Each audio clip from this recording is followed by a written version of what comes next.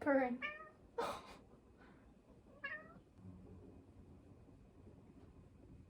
He's a little loaf. Hi everyone, welcome back to my channel. If you're new here, I'm Anna, a clinical psychology doctoral intern. Today we're going to be talking about the psychology of astrology.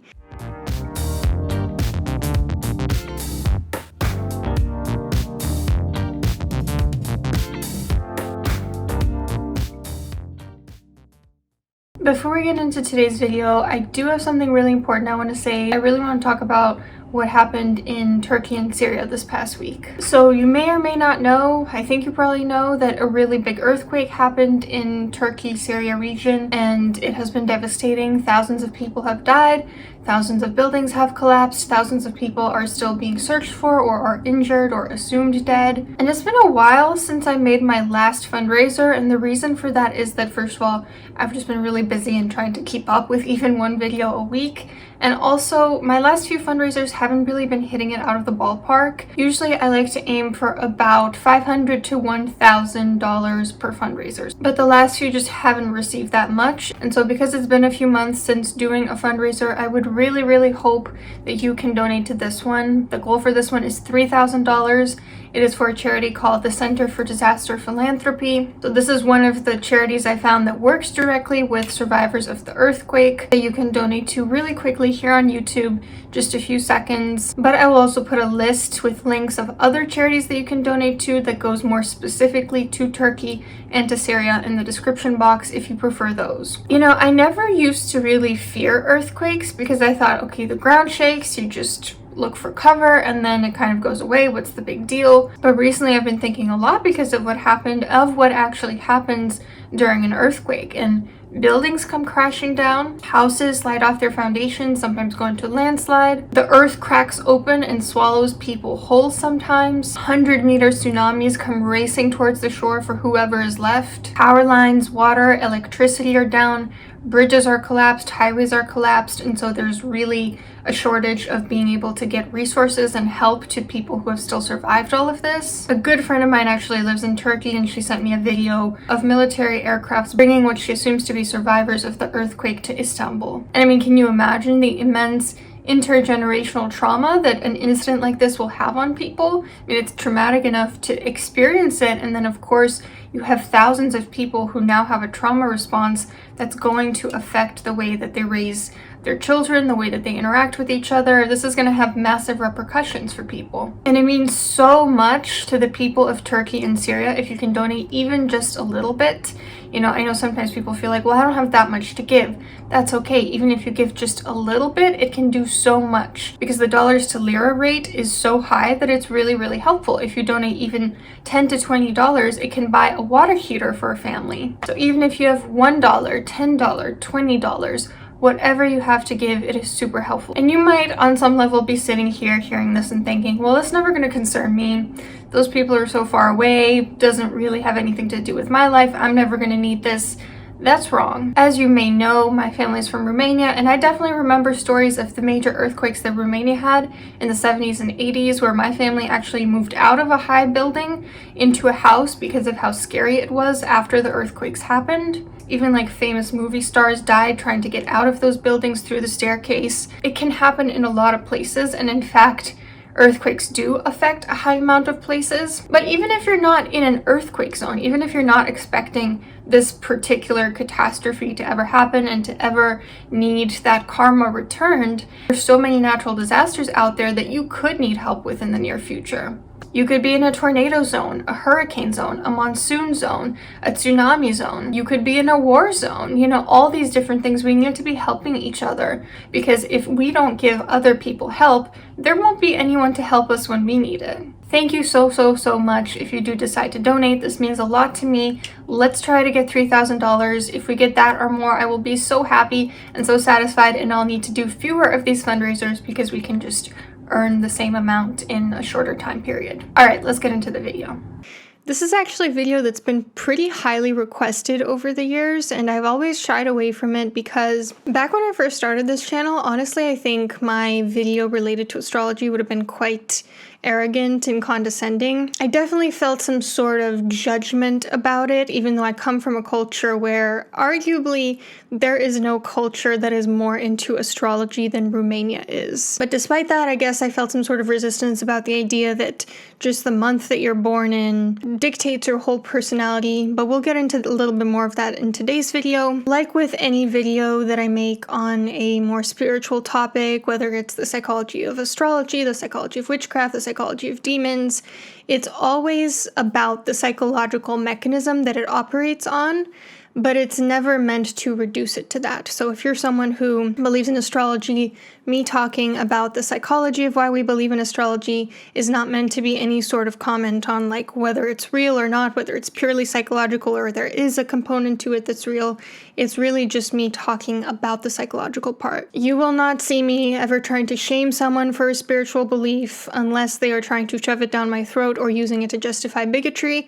I think you can believe whatever you want. I think it's very sacred the way we humans make meaning of the world. So in today's video, we're going to talk about why are humans so drawn to astrology, looking first at why we're drawn to the act of divination in the stars, being able to tell the future, and also looking at the zodiac signs specifically as archetypes. So zodiac signs are the way we see ourselves, and astrology is forecasts about our expectations and anxieties about the future.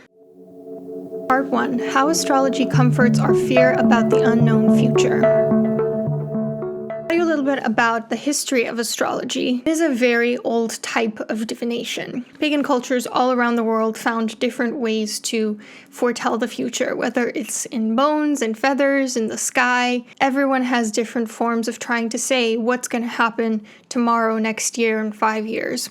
And astrology is just one way of doing that, of being able to foretell the future.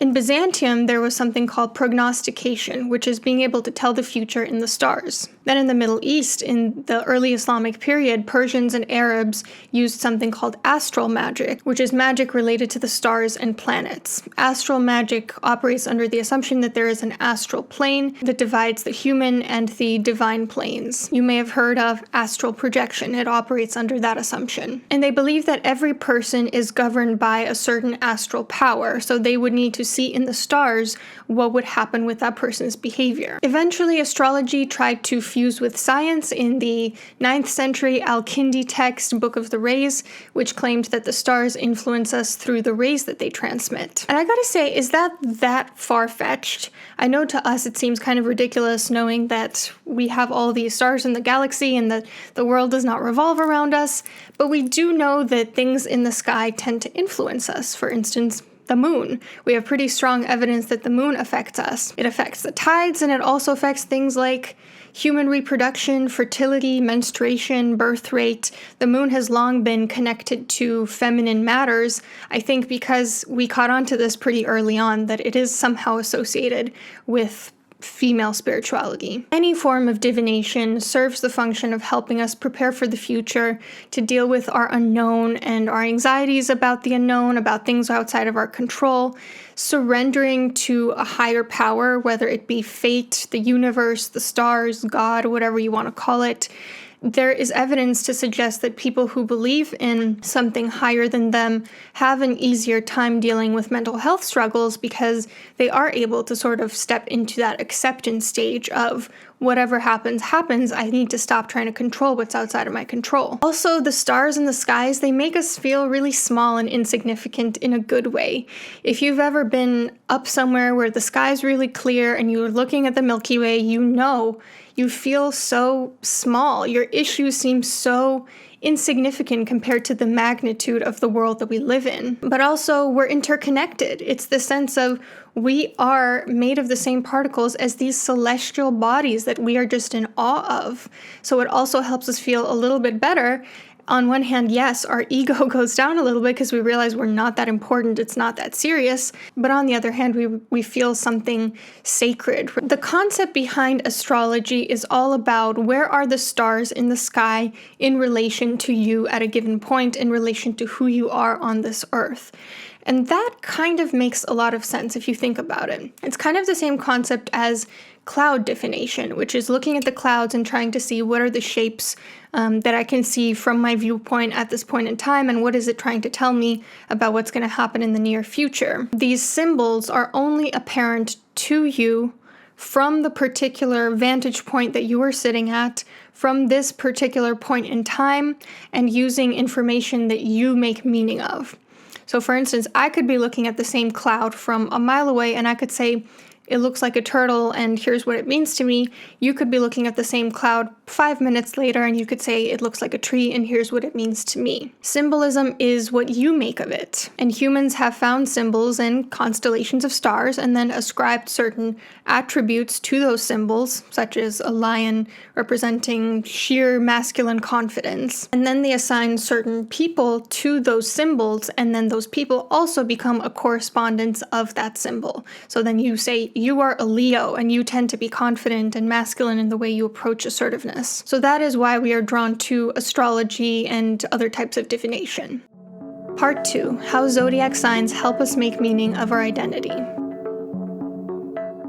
The zodiac signs are, put plainly, archetypes. They're ways for us to categorize ourselves. And of course, in the natural world, they're not like these clear-cut categories. It's just the way that we as humans try to make sense of them in our own heads. It doesn't change the facts of the experience. But categories and labels can help us feel like we know ourselves, like we are more cohesive.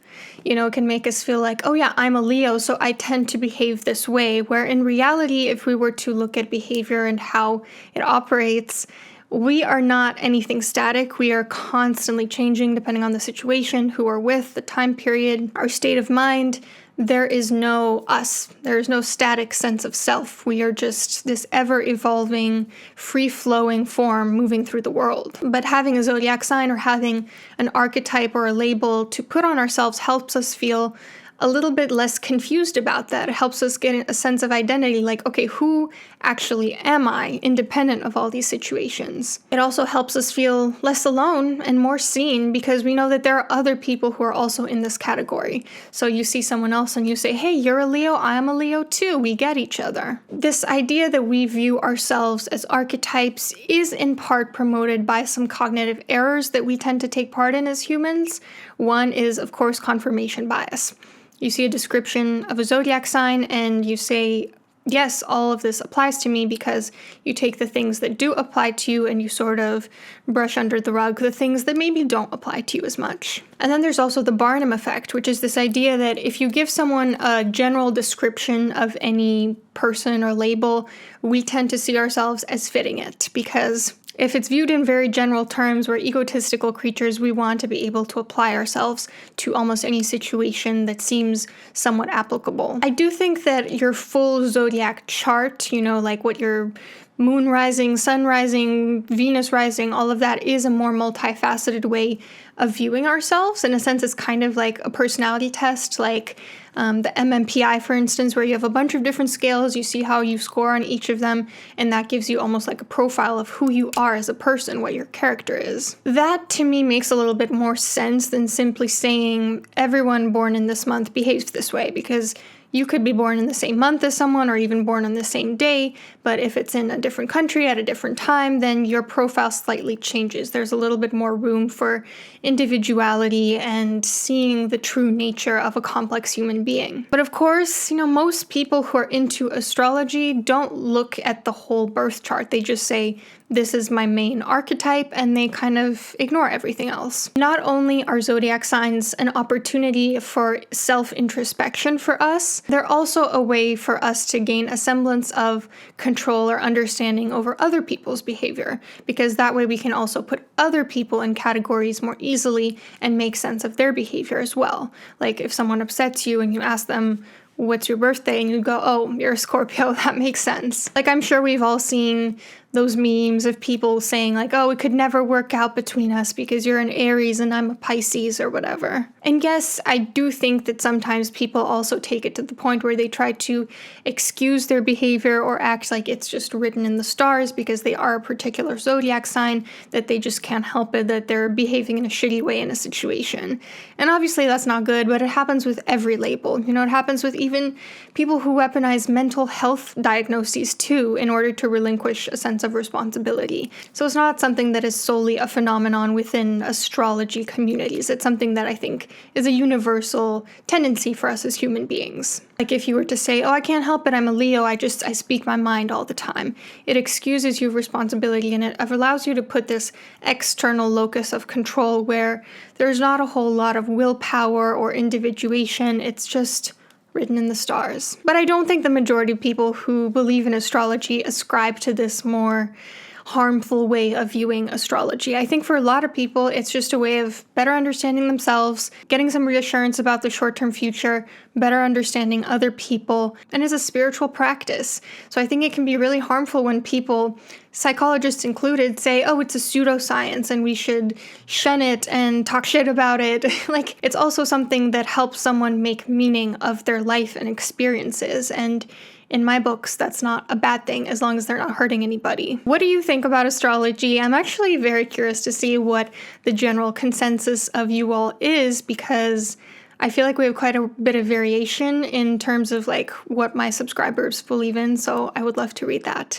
Hope you have a great day. I'll see you in a week.